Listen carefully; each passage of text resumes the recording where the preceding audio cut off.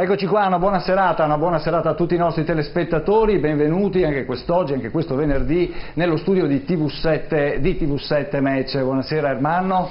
Buonasera, allora benvenuti ai nostri telespettatori e soprattutto anticipiamo quelli che saranno gli argomenti della serata.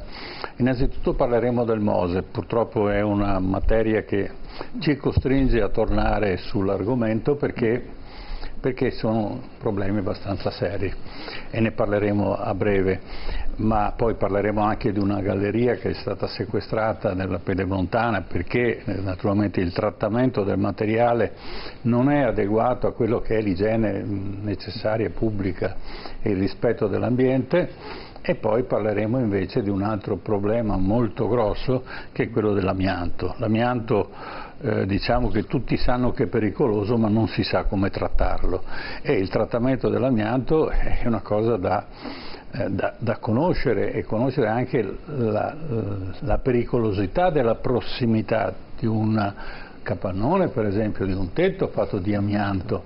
Allora l'amianto è inerte, però quando si sbriciola, quando le temperature e la pioggia e la grandine fa sì che si sgretoli la superficie, questo può comportare naturalmente delle patologie non solo sul posto ma anche a distanza. Hanno controllato a distanza di chilometri gente che è stata aggredita dalla patologia dell'amianto e non sapeva nemmeno di essere in vicinanza o in distanza da questa problematica. E questi sono gli argomenti che affronteremo questa sera, ma soprattutto affronteremo il problema del Mose perché vorremmo capire, e l'impostazione della trasmissione è fatta in maniera tale che vogliamo una soluzione. Non parliamo per discutere, per argomentare, per dimostrare. No, penso che ormai gli anni sono passati troppi anni per non avere, il cittadino deve avere il diritto di avere una risposta, è una risposta concreta. È inutile che i politici piangano sopra il morto, devono prendere una decisione. È stata presa a suo tempo una decisione e abbiamo visto il disastro che si è formato. E a questo punto non basta dire al politico è colpa dell'altro, siccome sei responsabile dell'ambiente, hai ereditato una disgrazia, non è colpa tua, ma ti devi assumere la responsabilità. E questa è la filosofia di questa trasmissione. Certo. Allora, presentiamo gli ospiti di questa sera. Buonasera a Ilaria Boniburini. Buonasera e grazie di essere qua nei nostri studi. Buonasera a tutti. Ecco, per i telespettatori lei è un'urbanista veneziana, se non sbaglio, sì. È un'attivista anche del comitato No Mose, no? Sì. E anche fa parte di Potere al Popolo. Certo. Buonasera all'ingegner Vincenzo Di Tella. Buonasera ingegnere, grazie di essere tornato nei nostri studi. Per i nostri telespettatori che ancora non lo conoscessero, è un esperto di opere offshore, oltre che a essere l'autore di un libro che si intitola Il Mose salverà Venezia. Ecco, questo è... Grazie per buonasera all'ingegnere, al professor Luigi Dal Paus. Buonasera professore, ingegnere, docente di ingegneria idraulica all'Università di Padova, grazie di essere qua nei nostri studi. Siamo in attesa di Davide Scano, esponente del Movimento 5 Stelle veneziano, anche lui. E allora noi teniamo a precisare una cosa. Certo. Allora, abbiamo invitato tutti i politici, gli unici che si sono resi disponibili ovviamente erano impegnati in tutt'altre faccende, erano affaccendati in tutt'altre faccende e quindi l'unico che si è reso disponibile è 5 Stelle, ma diciamo che se vogliono intervenire telefonicamente o non sono intervenuti, sapevano, conoscevano l'argomento e avrebbero potuto intervenire. Certo. Allora, come sempre in apertura della nostra trasmissione abbiamo questo nostro spazio dedicato alla storia, il Memorandum. Allora, nella sigla vediamo che cosa ricordiamo questa sera.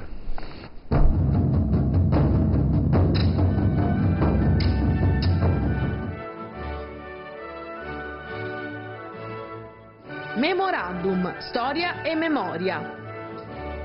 1 luglio 1974. Muore Juan Domingo Perón, fu presidente dell'Argentina per 2 volte e lasciò un segno indelebile nella politica e nella società del paese.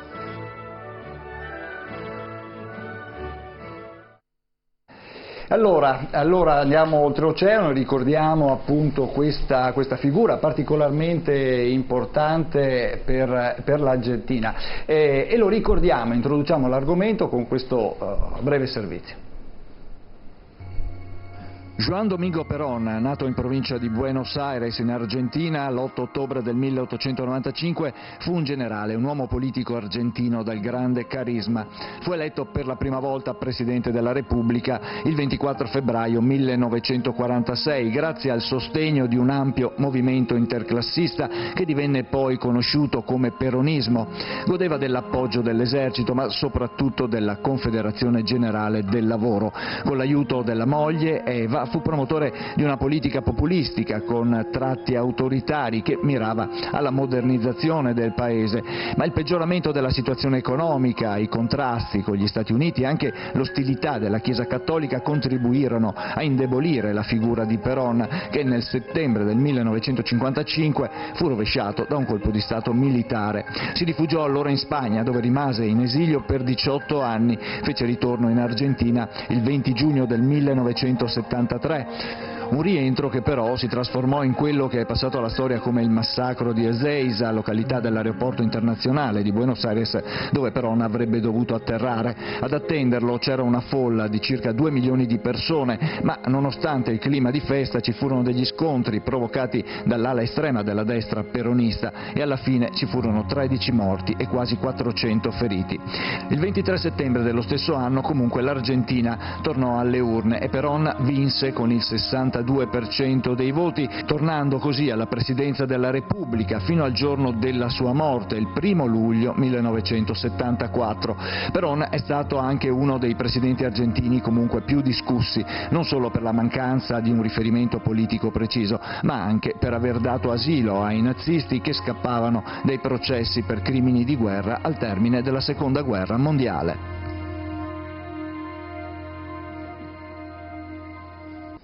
Ecco, qui un po' in sintesi tutta quella che è stata una lunga presenza, appunto 2 volte Presidente dell'Argentina e 18 anni di esilio anche. Ingegner Di Tella, inizierei da lei. Cioè, purtroppo io poi non sono un esperto storico eccetera, però sicuramente questi personaggi hanno un po' segnato la storia, la nostra storia passata, no? E diciamo poi l'impronta dittatoriale che ha dato alla sua politica, diciamo, sia anche così espressa in questo asilo che ha dato a tutti questi malfattori che scappavano dall'Europa, no?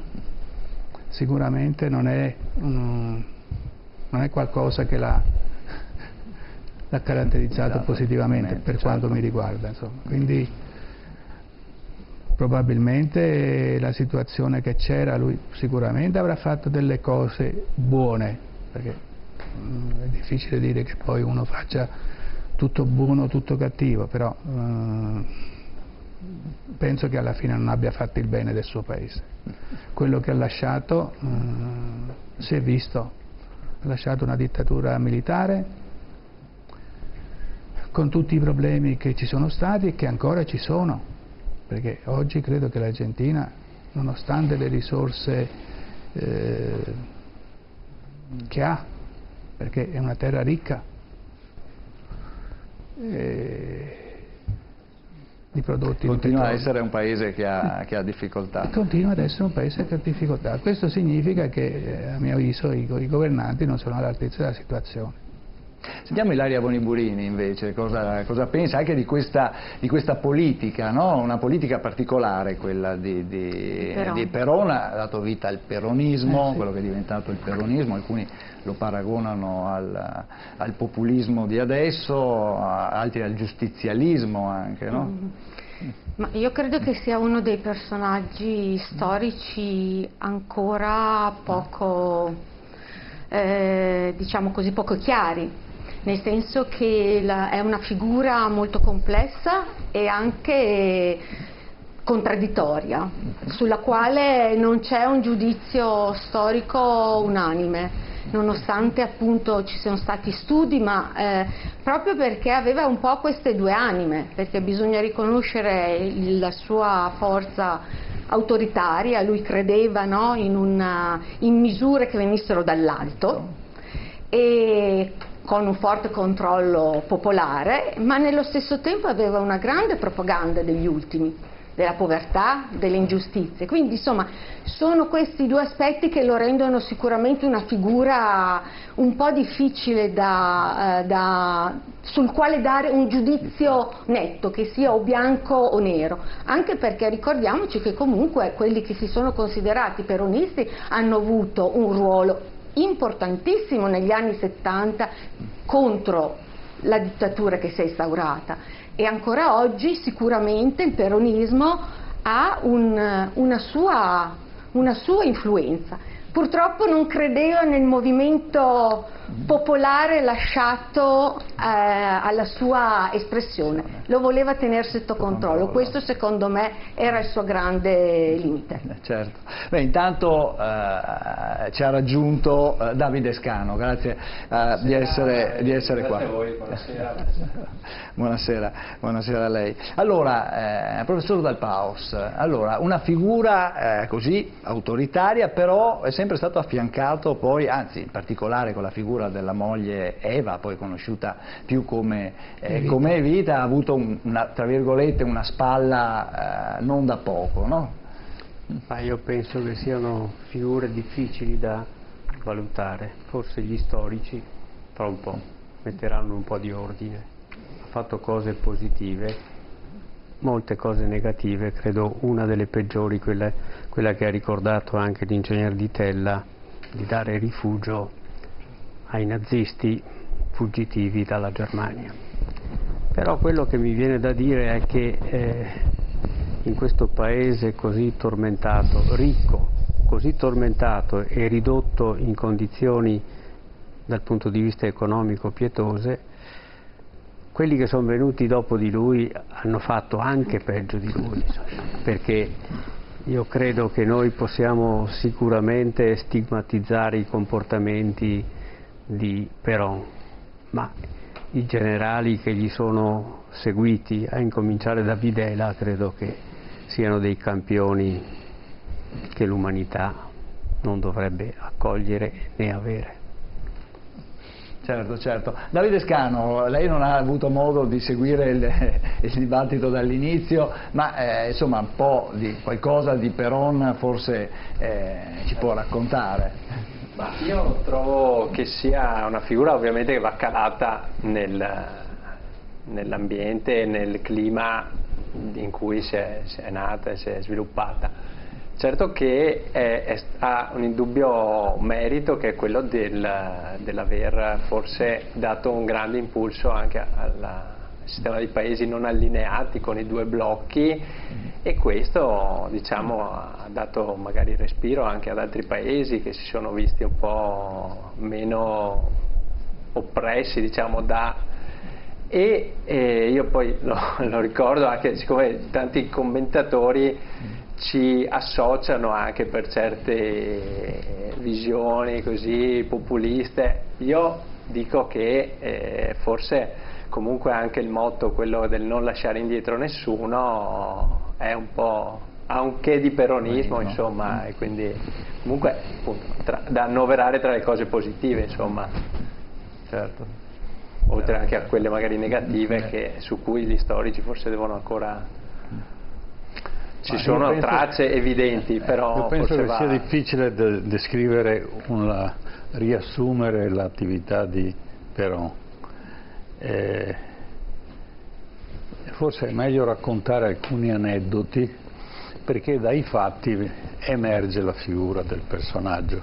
Dire che era un dittatore è dire tutto e sostanzialmente dire poco.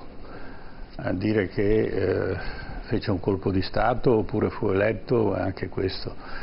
Lui sostanzialmente nasce da una famiglia povera come come è inusuale, riesce a diventare, a arruolarsi, a diventare militare e arrivare a un grado molto elevato, quindi generale, falsando la sua origine. Non poteva essere immesso nell'esercito argentino perché era di origine argentina, cioè nel senso che era un nativo. E quindi se l'esercito era vietato ai nativi di entrare nell'esercito argentino, e questa è una vecchia tradizione ancora spagnola, e quindi lui falsa le sue origini per riuscire a fare strada, e non gli si può dire niente di male perché chiaramente era una sorta di razzismo, e arriva fino diciamo, al vertice, e al vertice riesce poi con destrezza a uscire dal mondo, utilizzare il mondo militare per entrare nel mondo politico, ma questo fa parte della vita e della gestione della struttura tipicamente sudamericana. La democrazia è un termine magari poco conosciuto, ma sicuramente assolutamente poco usato. Cosa succede? Succede che lui arriva in un momento in cui l'Argentina ha già preso una posizione a livello internazionale, e questa posizione è stata determinata da un certo ministro delle finanze tedesco, un certo Schacht, poi processato a Norimberga e assolto perché era uno di quelli che aveva finanziato il famoso attentato di Hitler. Ne ebbe alcuni, ma andarono tutti diciamo male. Ci fu quello invece che poi fu l'ecatombe di tutti i grandi generali che avevano capito che ormai la Germania era sconfitta, bisognava eliminare il dittatore, quello era veramente un dittatore, per riuscire a trovare un accordo di pacificazione con gli avversari, ma questo non fu possibile perché si salvò, Hitler si salvò, ma Schacht era il ministro delle finanze che era riuscito nell'arco di qualche anno a rimettere in piedi il sistema finanziario tedesco. Allora, quando Hitler va al potere, $1 americano vale 4 miliardi e mezzo di Deutschmark, cioè per andare a prendere il giornale si bisognava una sporta, e in cambio ti davano una pagina, la pagina di giornale valeva più della carta moneta. Questo Schacht fa un'operazione molto semplice. Da questo momento dice, ma a una persona che lo appoggia, che è Hitler, e dice quello che lui dice va bene, il marco vale quello che diciamo noi. Perché è la stessa cosa che succedeva con il dollaro. Gli americani, per riuscire a affrontare il grande conflitto, il secondo conflitto mondiale, stamparono tonnellate di carta, ma nessuno poteva dirgli che era carta che valeva o che non valeva. All'interno degli Stati Uniti e fuori dagli Stati Uniti si stabiliva che vuoi commerciare con me, bene, il valore è questo, e veniva prestabilito. Tant'è che dopo la guerra chi cerca di inficiare il valore del dollaro è De Gaulle. Quando gli Stati Uniti vanno in Francia e si stanno comprando mezza industria francese, De Gaulle dice vi mando la carta, mi mandate l'oro, perché era ancora in valore la base aurea. $1 valeva 8 grammi di oro. Quindi lui imbarca tonnellate di dollari e gli Stati Uniti devono restituirgli tonnellate di oro. E lì comincia il concetto diverso. Abbattiamo successivamente, verrà abbattuta la base aurea e dirà il denaro viaggia come le azioni di borsa, cioè se tutti le richiedono valgono, se non le richiedono non valgono niente. E se vogliamo un esempio attuale è il renminbi o lo yuan cinese, non ha una base aurea. Si stabilisce che questo vale nella misura in cui io commercio e la mia forza commerciale supporta ed è la stessa cosa che succede anche per l'euro. Non c'è un punto di riferimento, c'è un punto solo, diciamo, di apprezzamento o abbattimento del valore della moneta. Ma torniamo al discorso che però va al potere e vuole modificare la situazione in Argentina. Le intenzioni sono buone. Chiamare populismo direi che è esagerato, perché oggi viene usato quel termine ma in maniera completamente diversa, perché è l'epoca dei descamisados, gli appartenenti al suo partito. Lui chiamava i descamisados, cioè quelli che non avevano nemmeno i soldi per comprarsi la camicia, giravano in maglietta, no? E allora la prima operazione che lui fa è regalare una camicia a tutti, i cosiddetti descamisados. E questa è la situazione economica dell'Argentina per la maggior parte delle persone, ma eredita da Schacht, che ha investito in Argentina milioni di Deutschmark e di altre monete per riuscire a fare un punto di riferimento per quelli che saranno i fuoriusciti dalla Germania, i criminali nazisti.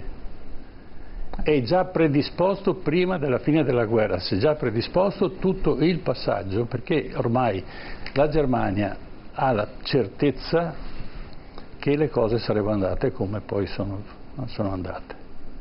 E di conseguenza comincia quella che, ci sono un paio di libri che si intitolano La via dei conventi, un altro si chiama La via dei ratti, dove questi personaggi, parliamo di Mengele, quello che faceva sperimentazione sui bambini, parliamo di personaggi di questo tipo, che vogliono sopravvivere al massacro che si lasciano alle spalle e passano da un convento all'altro. E vengono imbarcati con passaporti falsi della Croce Rossa Internazionale a Genova con una nave gestita da una certa Evita, che diventerà poi moglie di Perón, ma il collegamento c'era già. E allora questi personaggi che viaggiano per l'Italia, rifugiati in vari conventi, ma parliamo mica nel 45, parliamo del 50, 51, 52, cioè gli ultimi vanno via molto più tardi perché era estremamente rischioso. Il conflitto tra l'Argentina e gli Stati Uniti era questo: gli Stati Uniti dicevano dateci i criminali nazisti, noi li vogliamo processare, e naturalmente però non poteva farlo perché era un business mica da poco. Allora un certo Ante Pavelic, che ne avevamo parlato le volte scorse, era un dittatore della Croazia, un uomo che aveva sulla coscienza circa 1 milione di persone. Diciamo che il record è suo, non è quello di Hitler, visto che gli abitanti erano 6 milioni, lui ne ha fatto fuori 1 di croati peraltro. E quindi questo scappa, manda 15 casse di oro al Vaticano e si appropinqua, viene imbarcato e andrà in Argentina. Poi quando cade Perón, lui torna dove? In Spagna, c'è Francisco Franco, lo accoglie e rimane là. E è sempre questione di business, no? E poi quando sta per morire ha un attimo di paura, ha un momento di rigurgito della coscienza e domanda al Papa, dice: ma mi potete perdonare? E il Papa gli manda una assoluzione a divinis, cioè praticamente gli dà la soluzione plenaria di tutti i misfatti che ha fatto questo personaggio, e questo morirà in grazia di Dio. Ma quello che si scioglie in cielo si scioglie in terra, quello che si lega in cielo si lega anche in terra, mi pare che questo è il detto. Poi c'è un altro aspetto, che però anche lui, cioè in Argentina c'erano altri personaggi che nel momento in cui cade Perón devono tornare, e tornano, e lo stesso Perón si rifugia in Spagna, perché c'è sempre questo collegamento a livello internazionale dopo la guerra, dopo il conflitto, che lega tutte queste persone, e c'è un aiuto reciproco. Ecco, questa è la figura di Perón. C'è un collegamento anche con l'Italia. Gelli è uno dei fautori del peronismo, tenterà successivamente di rimettere Peron, che tornerà in potere per un altro anno dopo il colpo di Stato, e poi se ne andrà via definitivamente, e c'è anche Andreotti, che viene all'incarico di seguire la via dei conventi, e c'è un finanziamento dell'epoca di circa, ufficialmente di 15 miliardi, ma probabilmente non bastava. E quindi questo è diciamo, il quadro, molto limitato perché ce ne sarebbero da raccontare tantissime, quando questi criminali, che non sono criminali di guerra, sono criminali normali, perché ammazzano i bambini, le donne, quindi non ho di fronte un nemico a cui ho un abuso nei confronti del mio nemico che mi vuole aggredire, no. Questi in maniera indiscriminata ammazzano tutti e vengono salvati e vengono tolti dalle mani di una giustizia che era quella appunto del processo di Norimberga, tutta da discutere anche questa, perché non c'era nessun principio radicato per cui tu militare puoi essere processato alla fine della guerra, tant'è che Churchill dice speriamo che la prossima guerra la vinciamo ancora noi, però se no applicano lo stesso principio e andiamo in galera noi. Ecco, questo è il mondo, la confusione mondiale che c'era a quell'epoca e che non serve tanto diciamo, a criminalizzare, ma serve per capire quell'epoca, perché quelle epoche poi si ripetono.